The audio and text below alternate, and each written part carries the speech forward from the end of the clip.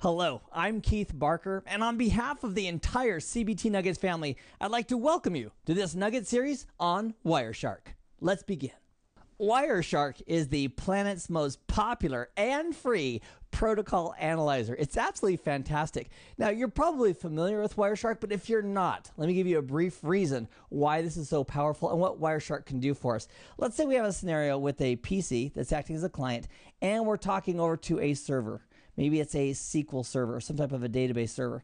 And maybe we are directly connected, or maybe there's some routers in between us. That part really doesn't matter too much, but the scenario goes something like this. The client makes a request to the SQL server, and the response comes back, and it takes 60 seconds for that response to be graphically shown on the screen. That's a long time. I mean, 60 seconds is lifetimes in the world of computers and networks. So here's my question. Where is the delay happening? Is it the client somehow delaying the actual request? Or is it the server or the backend that's somehow delaying the response? Or is it the PC who gets the response immediately but has to crunch all the data to put it on the screen? That's a fantastic question. The solution to finding out where the delay is to use Wireshark. We could capture the data on this network segment right here and then take a look. If the request goes out and 5 milliseconds later the response comes back completely, we could then say it's the PC that's causing the slowdown as it crunches all the data. On the other hand, if the request goes out and 45 full seconds later the response comes back, we could then attribute the delay to something that's happening at the SQL server, or very unlikely, the network. Usually networks are not going to slow packets for 45 seconds. And we could also sample at different areas in our network just to verify that. But that's just one out of millions of possible applications for using Wireshark to assist us in understanding what's really going on the network. Another question that comes up is, Keith, what's exactly in the Wireshark series? I'd like to share with you an overview of what's inside and an inside tip on how in the future you don't have to wait for a series to be completed to go ahead and start enjoying and watching the videos.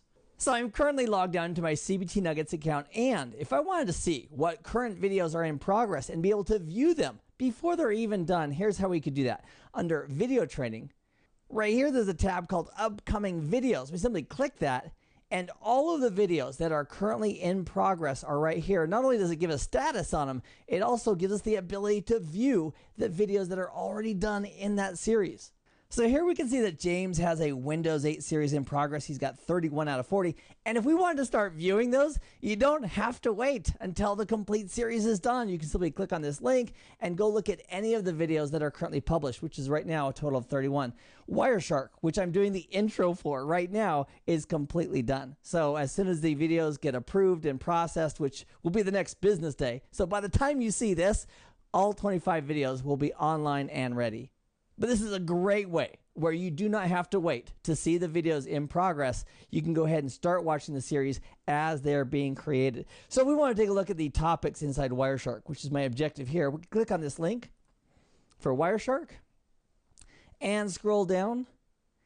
And here's what I did when I created this Wireshark series. I simply thought to myself, what would I want to learn? If somebody was teaching me for the very first time formally the details of Wireshark, what would I want to see, learn, and know how to do? And that is the series I put in place for you. So the end result is that you and I get to go through together all of these topics as you improve your skills with Wireshark, and that can directly translate into applying those newly learned skills in a production environment where it's making a difference. So there's 25 videos in all in this Wireshark series, which includes this introduction, which you're listening to right now. This series is specifically designed to assist you regarding your role in your current network. For example, you might be designing networks or verifying networks or troubleshooting networks. The skills regarding Wireshark and protocol analysis will serve you very well in each of those areas. Additionally, if you're learning new technologies, Wireshark is a terrific tool to reinforce and validate what you're learning. For example, everybody knows about DHCP, right? So DHCP has 4 packets involved. We have the discover, the offer, the request, and the acknowledgement, like Dora the Explorer, which is a sad but funny way to remember the 4 steps in that. Now my question is, at layer 2, are all these broadcasts, or some of them broadcasts? How does that work? And we might go out and search and say, oh yeah, all 4 packets are broadcasts. Or we might find out that, hey, 2 of these are broadcasts and 2 of them are unicast. So my question is, regarding each of these 4 packets at layer 2, Are they broadcast on Ethernet, or are they not all broadcast? And depending on where you read and who you read, you could have different answers for that. Well, you don't have to take anybody's word for it. We can lab it up and take a look with Wireshark. So that's the question. Are all 4 packets layer 2 broadcast? And I'd like you to think about that for a moment. Based on your knowledge and your understanding, are they or are they not? Now, if you're saying, Keith, I think they're all broadcast, you might be absolutely right if you're taking a look at specific types of DHCP servers and specific types of DHCP clients. However, that is not always the case. And the way we can verify that and see that detail is using Wireshark. Again, the world's most popular and free protocol analyzer, because the packets do not lie. What it sniffs and what you see on the network is really what's occurring. The next logical step after that is say, okay, why in the world is that occurring? Which leads us to further discovery about the real behavior of the protocols on our networks. Another thing I'd like to address with you right now are the prerequisites for this series, for really getting the most out of the Wireshark series. There's different certifications out there. For example, CompTIA has something called Network Plus. And then we have vendor certifications, like Cisco's got some, like CCENT and so forth, that they have at the entry level. Juniper has some, and HP also has entry level ones as well, and other vendors. And then as those go up, they go into the professional level, and then there's also the expert level at the high end for each of those. So the question is, okay, Keith, do I need any of those certifications to really appreciate Wireshark? And the answer is no.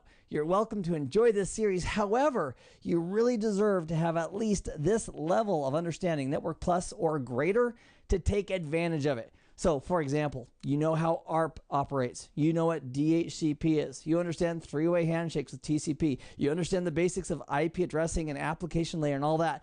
So the basics, the fundamentals of networking, you've already got in your mind. That would be the prerequisites for taking advantage of this course. Now you might be saying, well, Keith, I'm brand new to networking. I don't know the basics. I don't know ARP. I don't know DHCP. I don't know IP addressing. What do I do? The answer is really simple.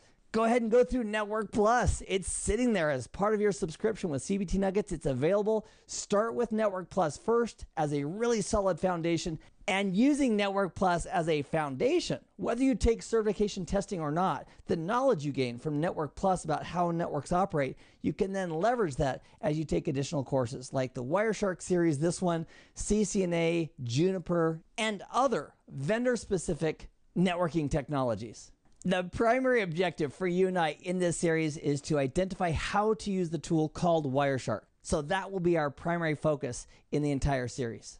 It's very likely that you've experienced the CBT Nuggets series before, but if this is your first, let me take just a moment to welcome you and also to tell you how we do our training. We do a ton of whiteboard work. We use network diagrams, and primarily, especially in this series, we do a boatload of live demonstrations. And in those demonstrations, we'll set up a scenario, we'll demonstrate why a specific tool inside Wireshark would be effective, and then we'll demonstrate actually using the tool to get the results that we're looking for. Another really cool benefit that you and I get to enjoy is that these videos are both short and they are very, very direct. Let's say, for example, it's 2 years down the road.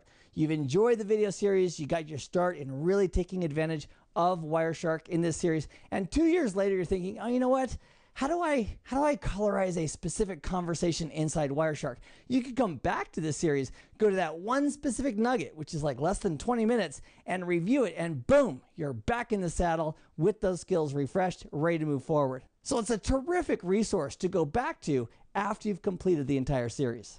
What I can also guarantee is that these videos are fun and they're also motivating. Now, why is that? Well, the fact is, the more we learn about something, the more excited we can get about it. So as we start to use these tools in Wireshark, for example, most people have touched Wireshark before. They've looked at it and thought, whoa, this is pretty cool, and that was about it. But once you start learning the bells and whistles and how to tweak those nerd knobs inside of Wireshark to make it sing and dance and give us the details that we're looking for, it becomes more exciting, and check it out, it becomes more of a reality as a production tool that you and I can use in a production network to solve problems, identify issues, and make our networks a better place.